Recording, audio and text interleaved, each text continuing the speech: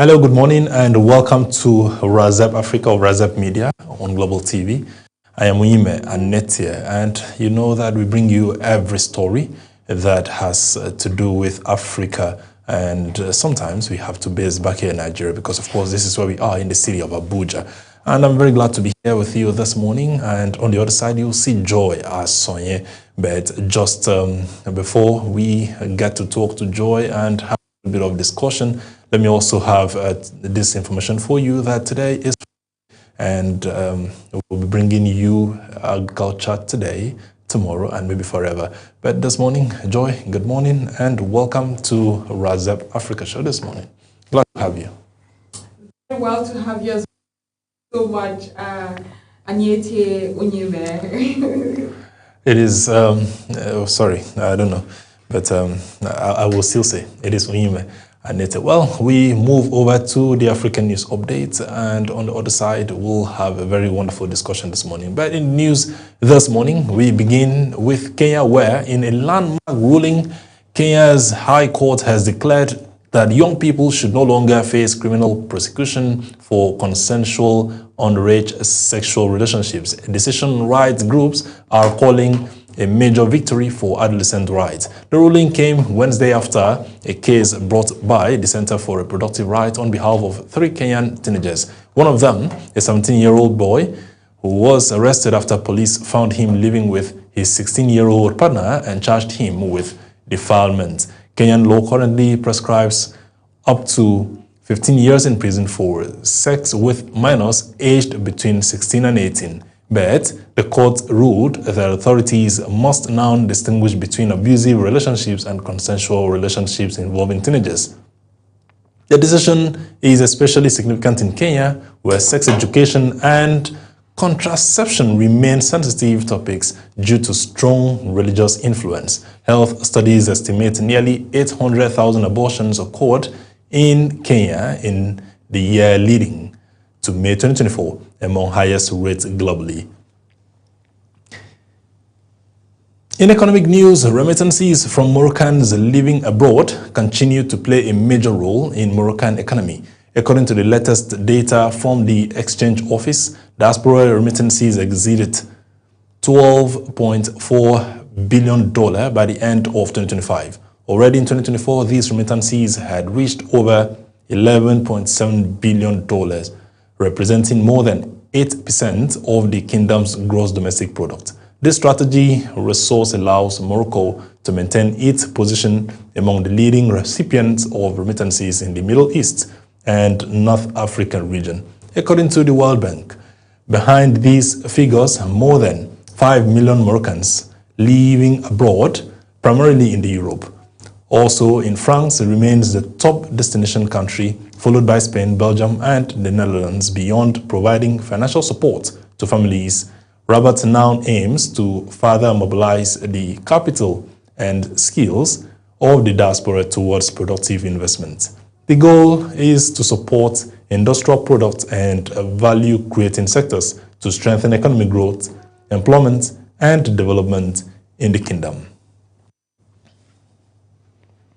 Now, still staying with the economy, but in Malawi, fuel shortages are increasingly disrupting daily life and business activity in Malawi as global oil prices rise amid ongoing instability in the Middle East. In the capital, Lilongwe, long queues of trucks and private vehicles have formed outside filling stations, with drivers often waiting for hours, sometimes days, to access diesel. Transport companies say the scarcity is already affecting their operations, slowing the movement of goods and threatening supply chains across the country.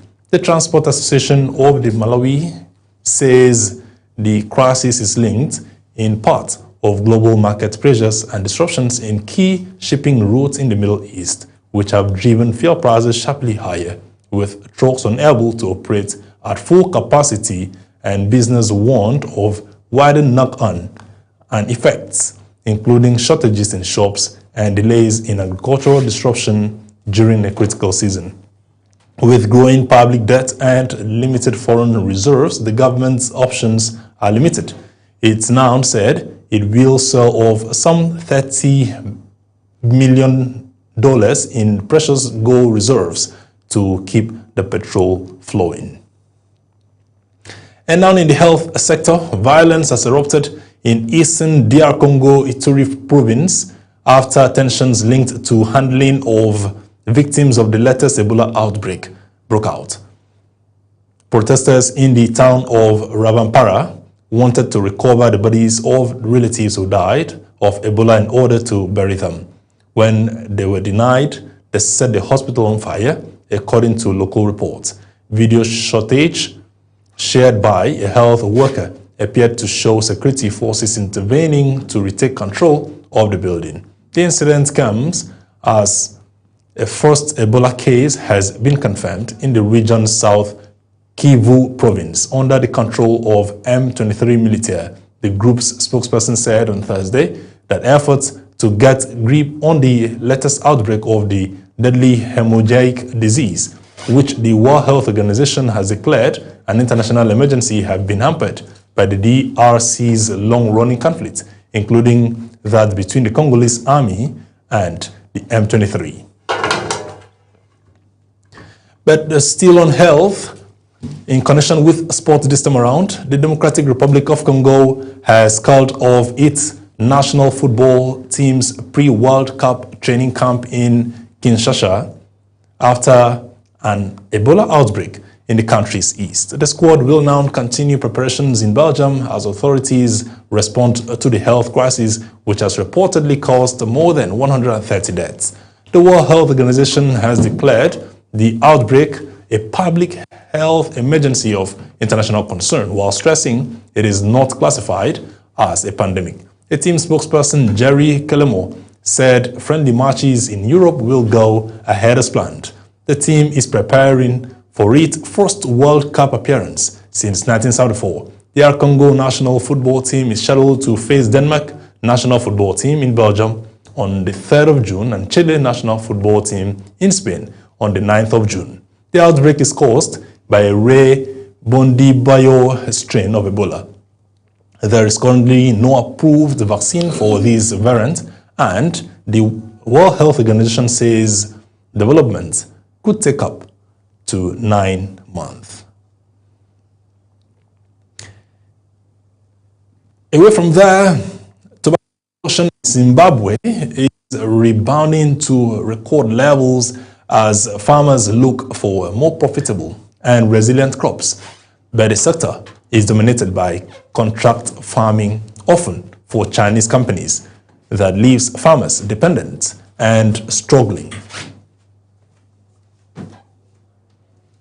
Rows of green tobacco plants stretch towards the bush in a vast field of a crop that has rebounded to record levels in Zimbabwe, driven largely by smallholders contracted to Chinese firms. A few dozen aspiring tobacco farmers inspected the broadleaves on a field day of training in the cultivation of the plants, of which Zimbabwe is Africa's leading producer, and around 95% of Zimbabwe's more than 127 registered tobacco farmers are contracted smallholders who account for 85% of all outputs. The Tobacco Board have also come to say that most are contracted to Chinese farms in a model that has pushed Zimbabwe's tobacco crop to new highs despite concerns about the death and deforestation.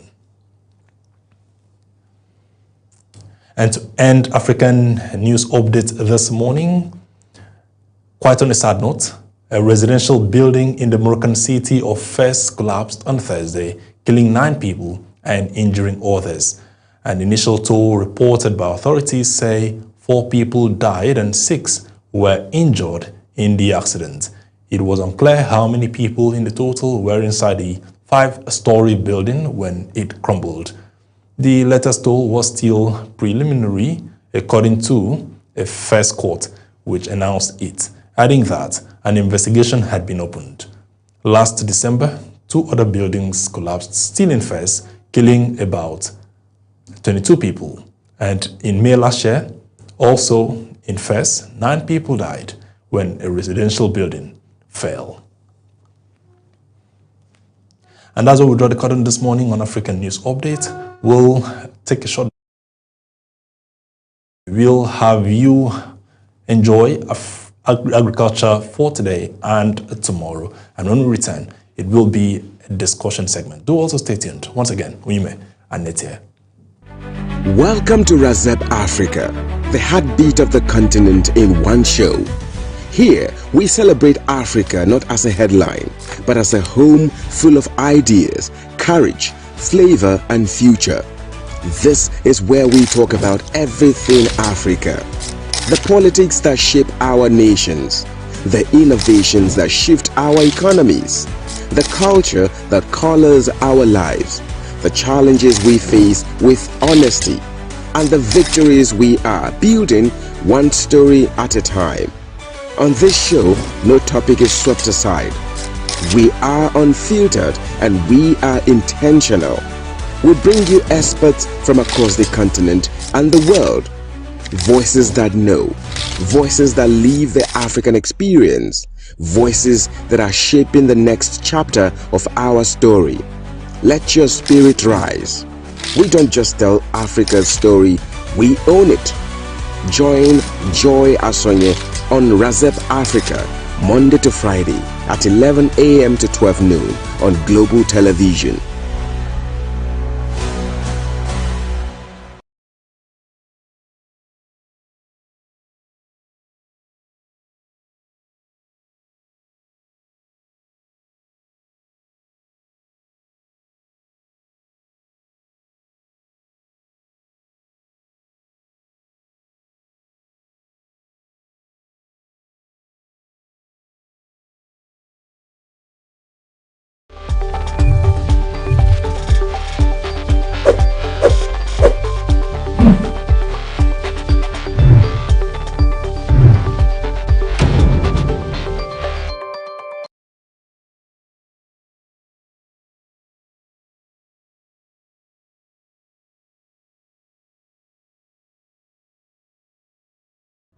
In the heart of our field lies the future of agriculture, sustainable, innovative, and powered by smart solutions from the rich soil of Africa to high-tech farms around the globe. Agriculture is evolving to meet the demands of tomorrow. At the intersection of tradition and technology, we discover smarter ways to grow more, waste less, and harvest greener. Together, we are cultivating a future where every harvest sustains the earth and its people. Join us 11:15 a.m. Mondays and Fridays on Global TV, Channel 365 DSTV, StarTime Channel 276, or YouTube Livestream GSA Initiative. Agriculture for today and tomorrow, as we share groundbreaking ideas, empowering farmers, and celebrate greenhouse solutions. Together, let's grow the future.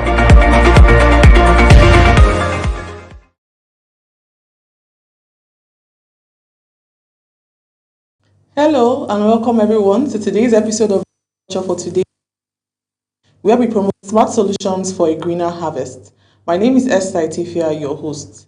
And remember, this is a media for the Agricultural Development Project of the GSA Initiative, that is the Growth for Sustainable Agriculture Initiative, an NGO that is committed to supporting African farmers through innovative and profitable agricultural practices.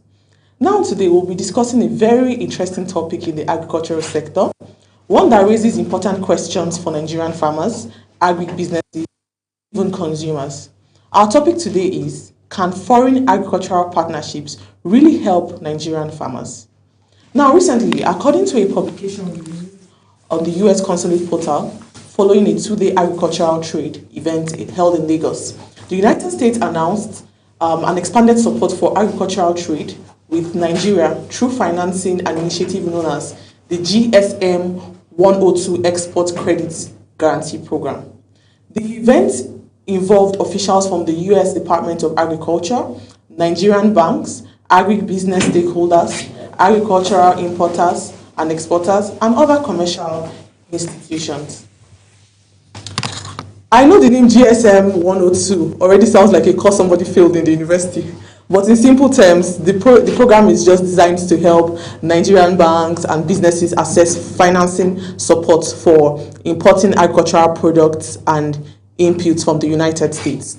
And according to the publication, agricultural trade between Nigeria and the United States increased significantly in 2025, rising from about $415 million in 2024 to over $760 million in 2025. Naturally, many people may hear this kind of news and ask, okay, but how does this actually affect me as a farmer in Nigeria? And honestly, this is a very important question. Because if we look at it, agriculture today is becoming increasingly connected to financing, trade, technology, mechanization, food systems, and the private sector investment. Modern agriculture is no longer just about planting and harvesting, right? Because if it's just about planting and harvesting, then we wouldn't have any hassle. But now we look at financing. Without the capital to finance agricultural production, in fact, we cannot even start to begin with. One major issue many Nigerian farmers also continue to face, like we just said, is the high cost of agricultural production, from fertilizers to improved seeds, herbicides, labor, transportation, machinery, storage, irrigation, and just to name a few.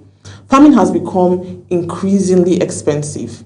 Sometimes even before the farmer even plants the first seed, expenses alone have already started to discourage the farmer from even starting the season in the first place.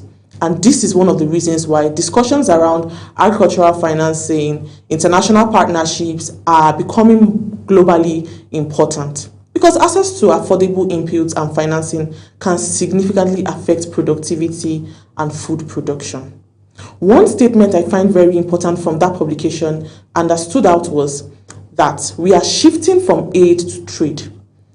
And honestly, this statement is very important because it just simply means that countries are now gradually moving from relationship-based, mainly on donations and intervention, to programs that are now focusing more on business partnerships, investment, trade opportunities, and commercial cooperation. In simple terms, the conversation is gradually changing from how can we help the farmers to survive and to how can agriculture become more profitable, sustainable, and commercially competitive. This is an important shift because agriculture cannot continue to depend just on sympathy and donations alone. Now, when we look at everything we have talked about, the importance of agriculture and the need for financing and partnerships for these international bodies, we begin to see how we can adapt it to the realities of farmers in Nigeria. Well, let's go on a short break, and when we return, we will look briefly at whether international agricultural collaborations can truly translate into long-term benefits for the farmers at the grassroots level. Stay tuned. In the heart of our field lies the future of agriculture, sustainable, innovative, and powered by smart solutions from the rich soil of Africa to high-tech farms around the globe. Agriculture is evolving to meet the demands of tomorrow. At the intersection of tradition and technology, we discover smarter ways to grow more, waste less, and harvest greener. Together, we are cultivating a future where every harvest sustains the earth and its people. Join us 11:15 a.m. Mondays and Fridays on Global TV, Channel 365 DSTV, StarTime Channel 276, or YouTube Livestream GSA Initiative. Agriculture for today and tomorrow, as we share groundbreaking ideas, empowering farmers, and celebrate greenhouse solutions. Together, let's grow the future.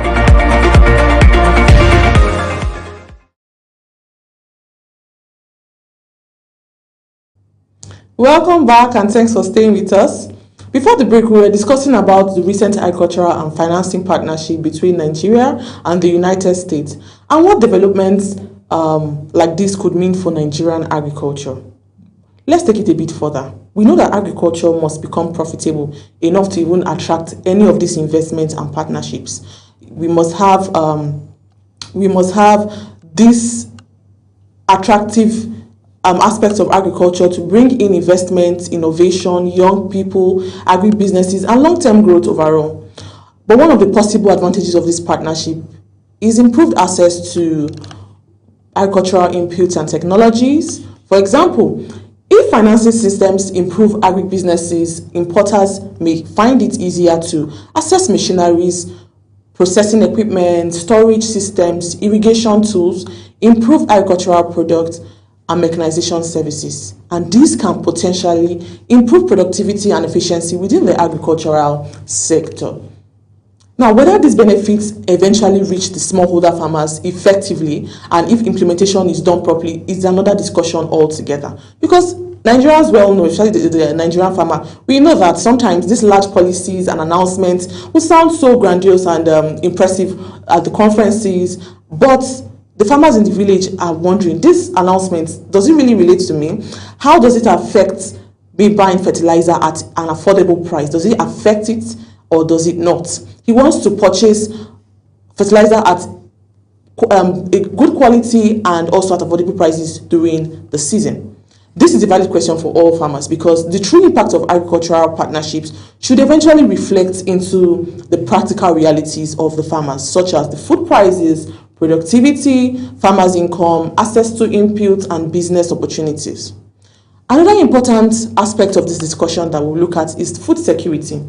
As populations continue to grow globally, countries are becoming increasingly concerned about strengthening food systems and ensuring stable food supply chain. And Nigeria is no exception, with our population that keeps increasing every year. This is one reason why the government and institutions are paying closer attention to agricultural financing, mechanization, storage, processing, trade, and agricultural investment. Because food security is no longer just an agricultural issue. It is now an economic issue, a social issue, and even a national security issue. Because if there's no food, we know a lot of crime would happen just for people to survive. And honestly, recent realities have shown this clearly with the trends happening all over in Nigeria. Food prices continue to rise in many areas. Farmers are battling increasing production costs. Climate-related challenges are affecting farm activities, leading to low yield and even post-harvest loss. All these are the effects of not having a proper financing and good infrastructure here in the agricultural sector. Post-harvest losses also affect food availability and profitability. So naturally, partnerships and investment that strengthen agricultural systems are receiving increasing attention. Another interesting part of this conversation is the role of agribusiness and young people. Because modern agriculture today is creating opportunities far beyond traditional farming alone. Today, agriculture includes processing commodities, trading agricultural inputs, agricultural technology, logistics, storage, exports, mechanization services, agricultural consulting, digital agriculture, agribusiness, entrepreneurship, and a lot more. And this is one of the many reasons why a lot of young people are beginning to troop into agriculture because they are seeing the potential of agriculture now. It is no longer the image we have of manual labor and just suffering to make ends meet, but the youths are beginning to see it as a business, innovation, and also an opportunity for career growth. Of course, international partnerships cannot solve all the agricultural challenges in Nigeria. Issues like poor rural infrastructure, and this is a big problem for a lot of farmers because one of the big hits of poor rural infrastructure is bad roads. The bad roads are bad, and the roads leading from the farm down to the market becomes inaccessible, causing delay in transportation and leading to post-harvest losses of very highly perishable vegetable crops. We also have issues of insecurity, unstable markets, inadequate storage systems, poor harvest losses, access to local financing remains a very important concern. We keep hearing, oh, there's financing, there's this announcement that there's financing available for farmers, but accessing it is still a problem for the local farmers there in the village. Because even if financing improves internationally, implementation locally still matters. we have to adapt implementation to the local farmers, the realities of the local farmers, to improve their productivity and efficiency. And this is where policy consistency, infrastructure development, local agricultural support systems become very important. We should be a nation that talks and do. We bring financing, we bring infrastructure, and make it accessible to the local farmers. One important thing to understand is that agriculture is increasingly becoming global. Countries are paying closer attention to food systems, agricultural supply chains, commodity markets, export standards, and agricultural trade relationship. And for Nigeria, this presents both opportunities and also an important responsibility for the nation and for the farmers.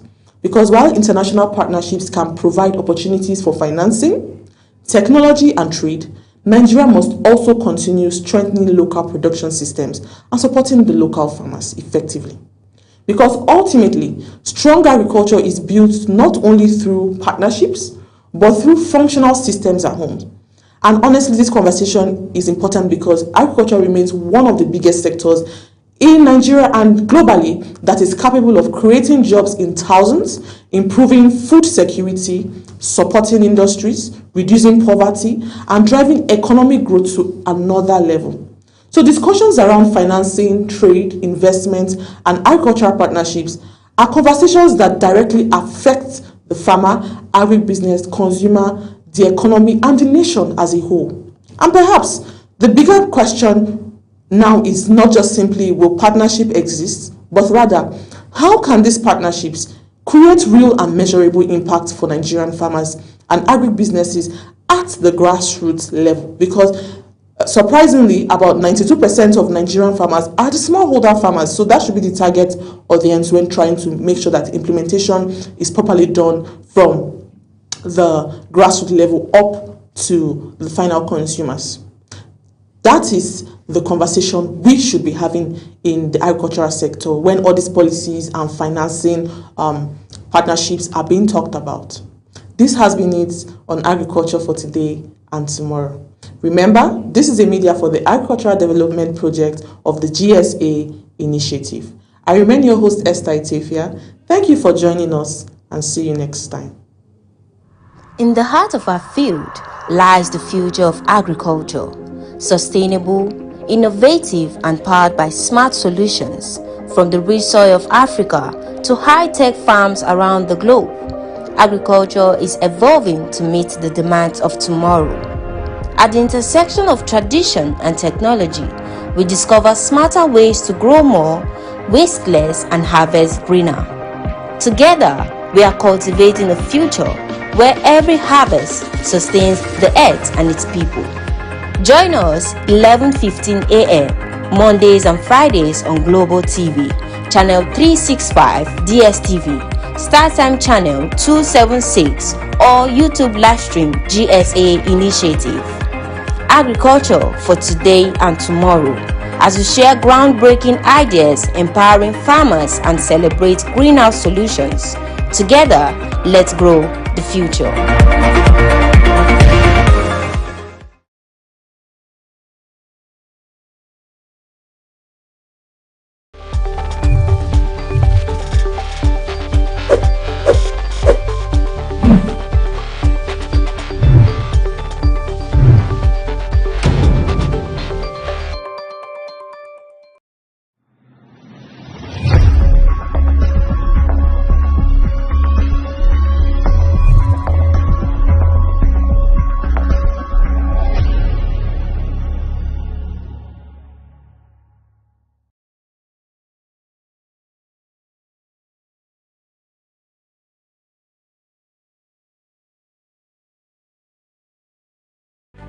Welcome to Razep Africa, the heartbeat of the continent in one show. Here, we celebrate Africa not as a headline, but as a home full of ideas, courage, flavor, and future. This is where we talk about everything Africa. The politics that shape our nations, the innovations that shift our economies, the culture that colors our lives, the challenges we face with honesty, and the victories we are building one story at a time. On this show, no topic is swept aside. We are unfiltered and we are intentional. We bring you experts from across the continent and the world. Voices that know, voices that live the African experience, voices that are shaping the next chapter of our story. Let your spirit rise. We don't just tell Africa's story, we own it. Join Joy Asonye on Razep Africa, Monday to Friday at 11 a.m. to 12 noon on Global Television.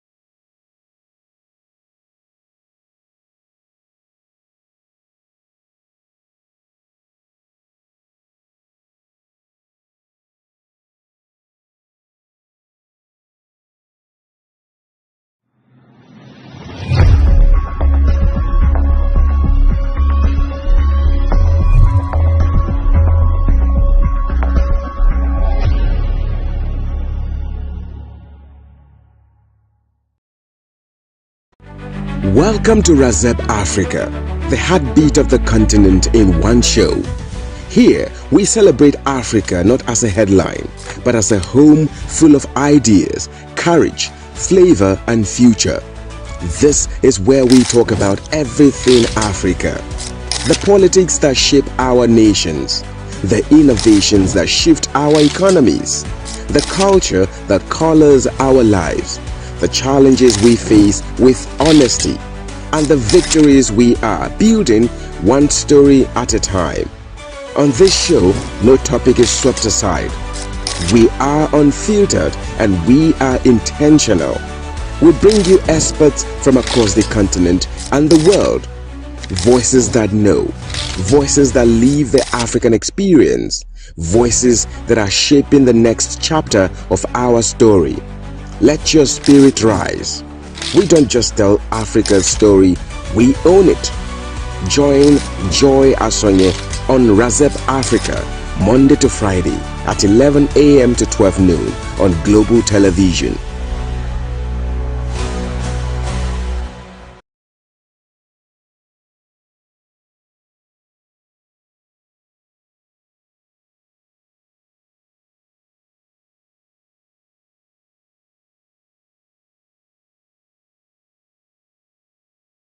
Welcome back from that. That was agriculture for today and tomorrow. And thank you once again for always giving us those very important agricultural strategies, tools, and updates to get us all putting our heads together for food security. I'm back here today discussing carpooling. It's a concept that's not necessarily very rife back here in Africa. However, as Nigeria's urban centers continue to grow, so do the challenges in intercity travel.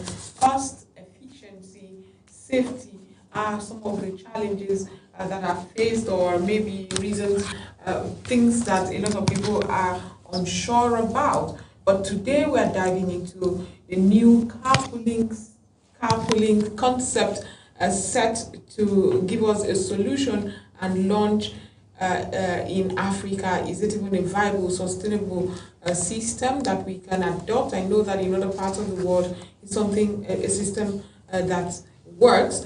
Now, our guest is a visionary behind a system designed to connect commuters, reduce costs, and address safety concerns head-on. As we explore this innovation, would look at how it could reshape mobility in not just Nigeria, but across Africa. I'd just like us to welcome Timileyin Adebisi, co-founder of Navia Ride. Navia Ride. Thank you so much for being part of the program. Yes, thank you. It's very good having.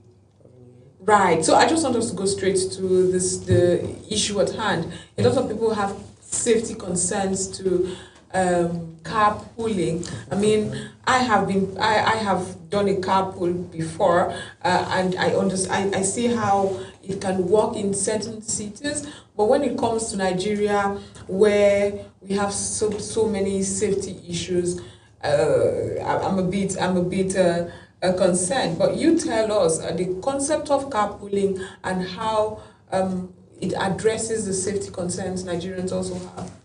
Okay, all right. Good morning, everyone. My name is Timileyin Adebisi, as she rightly said.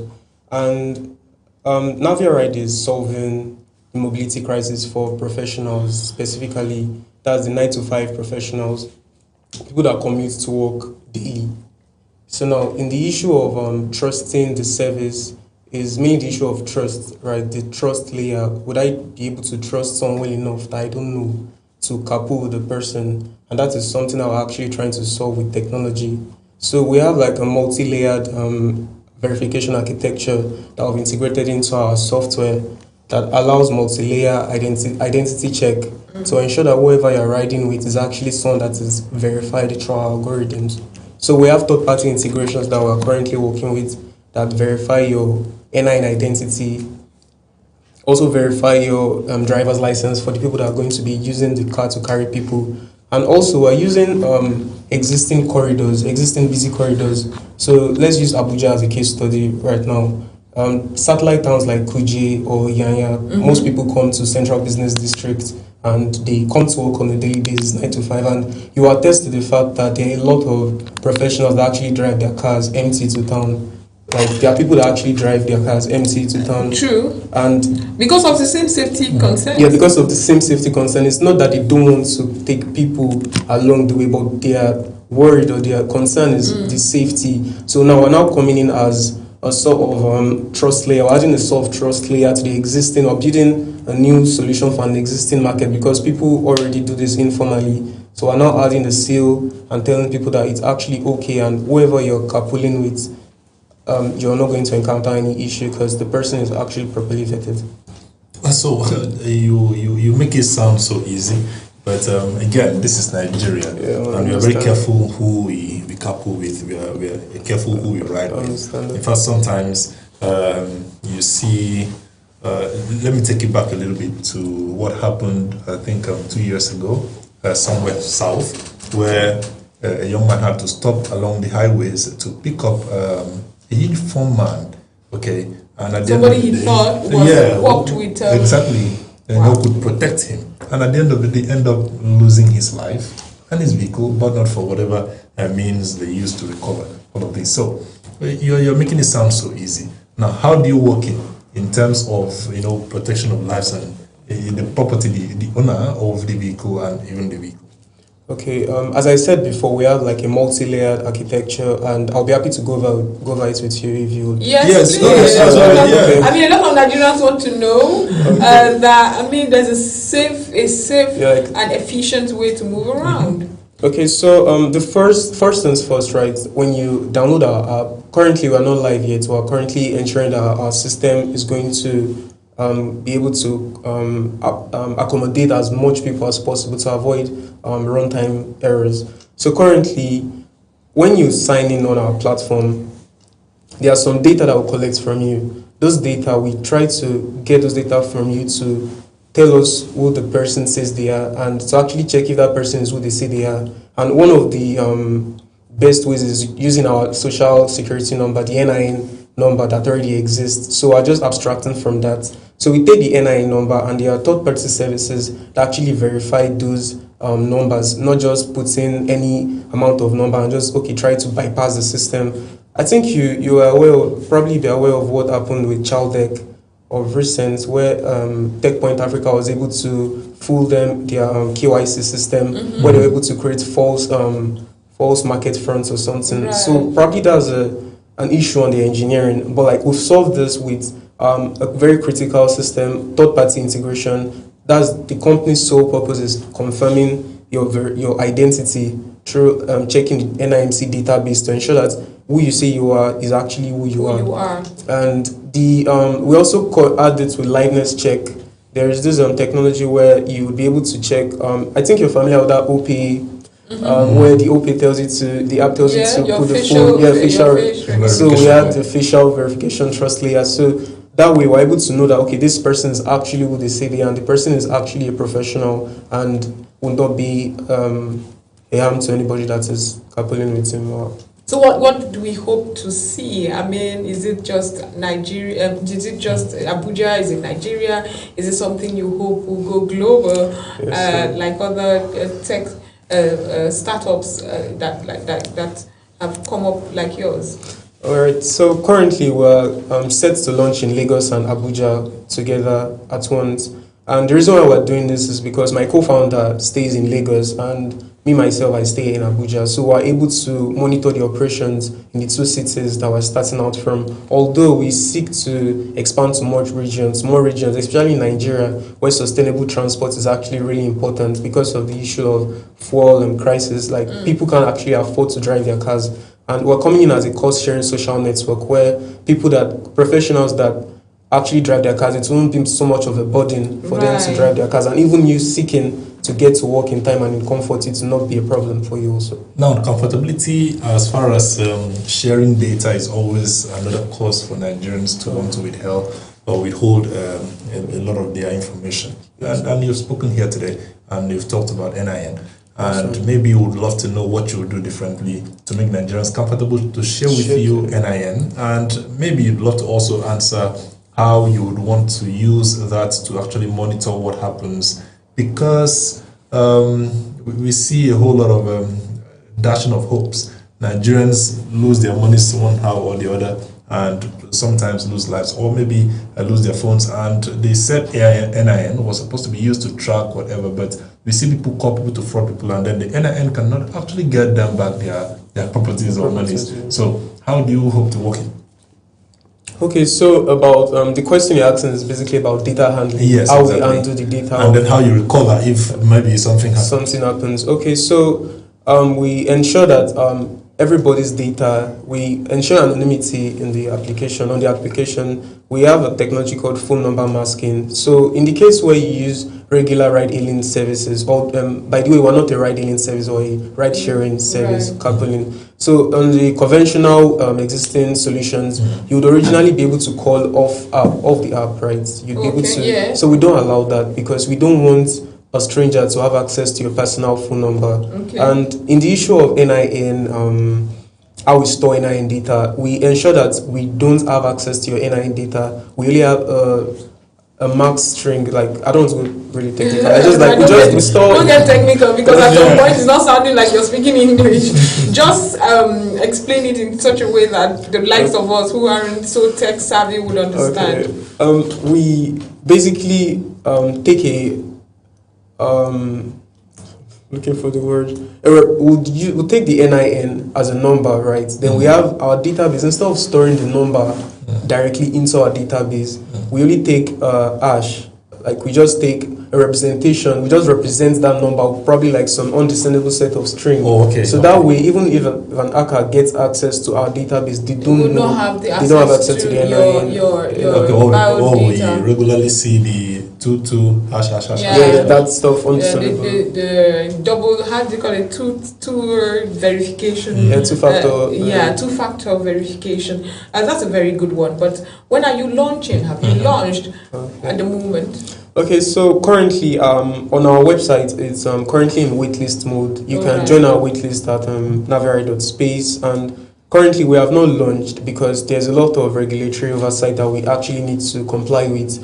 An example is the Nigeria Data Protection Commission, because those are the people that actually check tech companies that collect critical information like NIN, BVN, and driver's license. So they would want to know that you actually do what you say you do with people's data. And as to the date of launch, we are looking forward towards the end of next month, as soon as possible.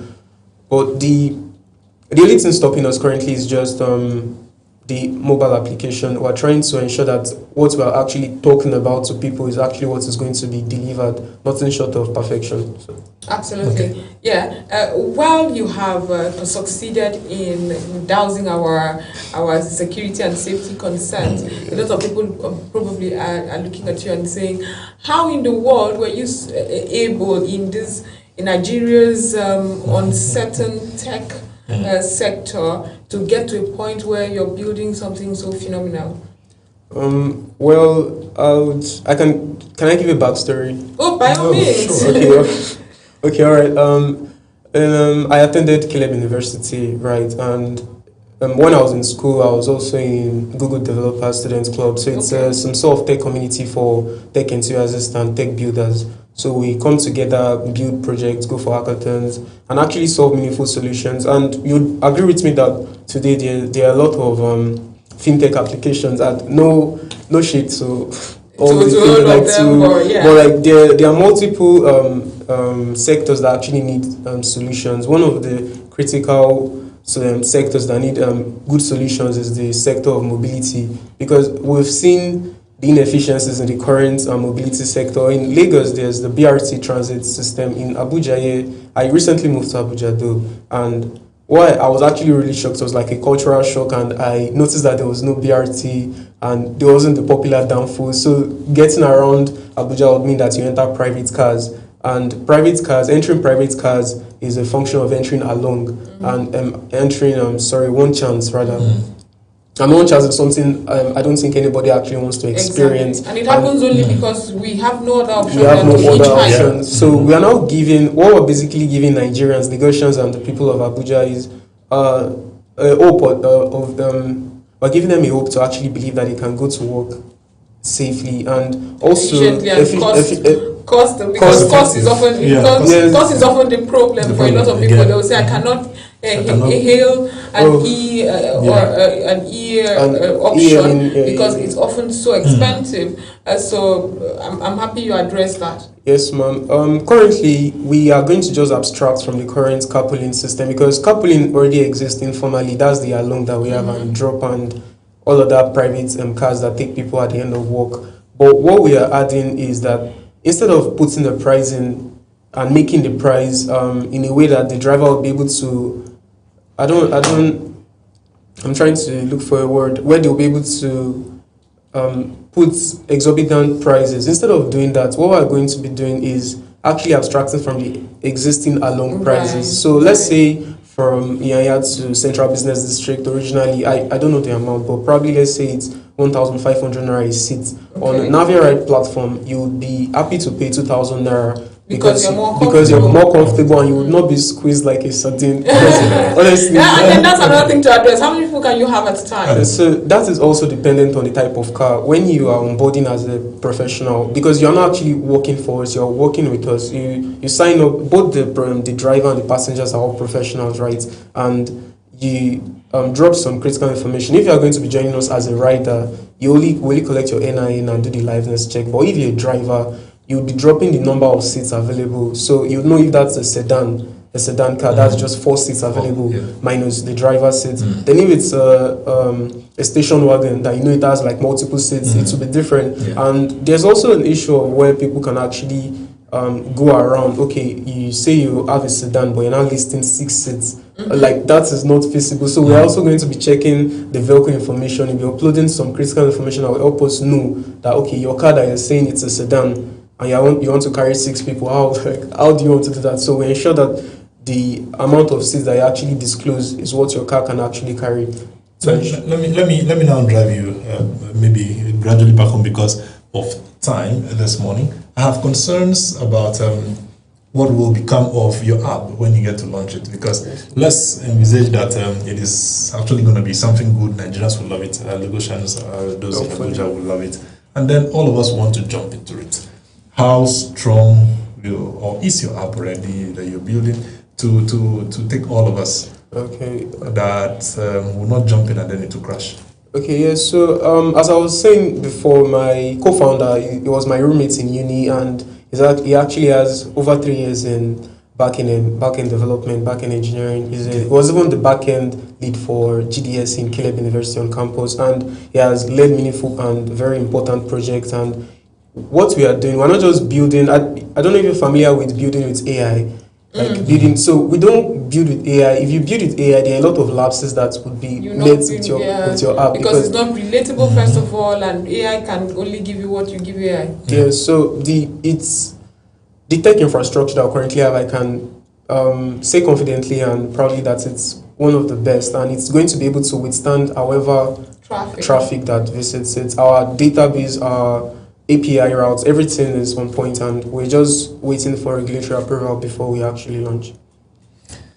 Okay, well, so for young people also watching you right now, because the most important thing is to inspire people watching you across Africa and thinking, oh, I like what he's doing, I wish I could do it. What's your final advice to people, young people especially, who are seeing the possibilities in tech and having problems and thinking how they could find solutions to those problems in a bit to maybe encourage?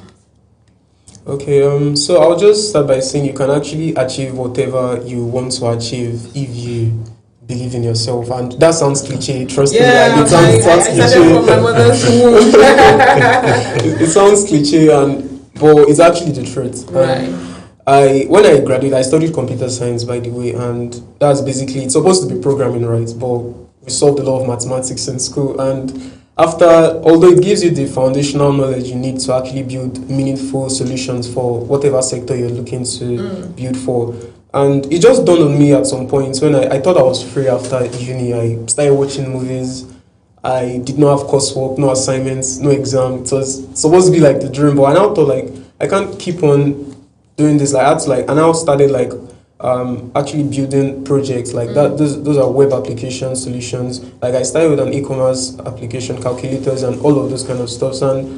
And fast forward to December of last year, December of 2025. Me and my friend, we actually had a conversation. What's up? Let's build something that actually matters, not just another e-commerce store, because everybody knows Jumia and Gigi and others, normal ones that are already mainstream. So why not build something? And also, how I even got the idea, I was going through someone's Snap story and they were talking about carpooling, and I was like, what is the current infrastructure for mobility in Nigeria? I'm aware that there are a lot of players in the sector currently, and I'm now saying, okay, what can we actually do different from these people? The current infrastructure, I've used InDrive. I use InDrive regularly, and I've noticed that some of the drivers talk about their rates not being increased because of probably it's not a Nigerian operated company. Probably they just entered the Nigerian market, so they'll probably not be aware of the realities that Nigerians face. And me and my co-founder as Nigerians, we are open and we are aware of these realities, and I can say we can relate to the realities of everyday Nigerians as it relates to moving. So solving mobility is actually a big thing for me. Thank you so much for your time. That has been Timileyin Adebisi, co-founder Navia Rai. Thank you so much for coming to share your story with us, and I wish you success as you go along, pushing for a lot of people to get on board. Thank you. It has been a good time here on Razep Africa today, and I am Uyime, and it's do well to join us again next week. And I am Joy Asanye saying, have yourself a wonderful week.